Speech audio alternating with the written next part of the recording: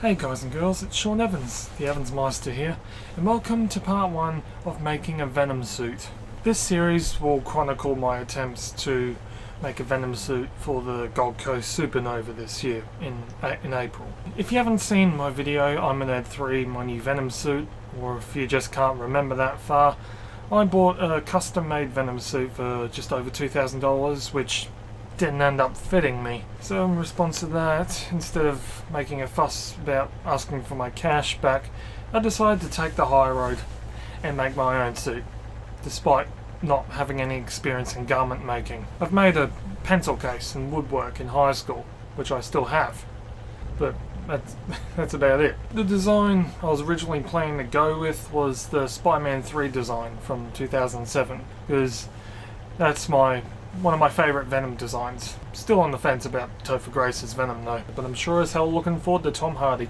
Part of me thinks I might not be skilled enough to do the webbing on most of the suit, and I should instead just stick with the classic design from the comics. The materials I'm using for the suit are wetsuit gloves, wetsuit boot sock thingies, gel medium and acrylic paint.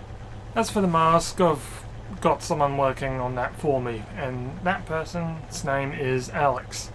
He's on YouTube, he's known as Dimwitted Dinobot, and on Facebook he's known as Sinister. His symbiote suits have gotten a lot of praise from fans, and even Stan Lee himself. I would have bought the full suit from him, but I'm on a stricter budget this time, and besides, making it myself feels like more of a personal achievement for me, if that makes sense. So the basic plan is this: get a wetsuit, mix the gel medium and acrylic paint, and put it in an applicator bottle, and then apply the Venom symbol and maybe the webbing if I'm filling up to it onto the suit itself. These are some early attempts to put the gel on an old wetsuit that I had lying around the house. Clearly I'm not the best work with a brush, if once again that makes sense. If the gel doesn't go well with a wetsuit, I have got a backup plan,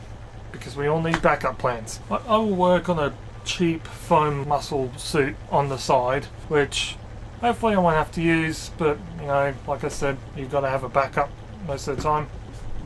Maybe all the time, I guess. And additionally, sometime down the line, maybe closer to Halloween or Oz Comic Con, I'm thinking about doing Venom again, but this time based on his appearance in the comic Venom the Madness, because that design is pretty creepy. So far I've gotten the gloves and the boots for the wetsuit.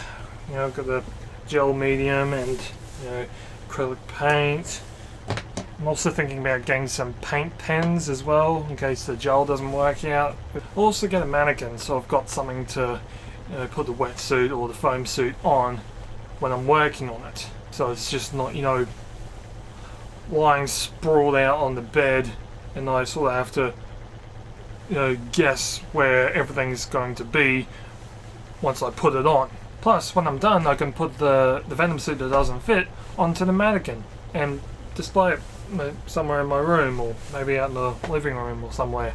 So it's doing something more than just sitting on my couch. And finally, for when I go to Supanova, I plan to put together a Spider-Man dummy for me to carry around. I once saw this video of a guy who was dressed up as Carnage at Comic-Con, and he had like this large Spider-Man ragdoll with him that he carried around like a trophy, like he just killed him.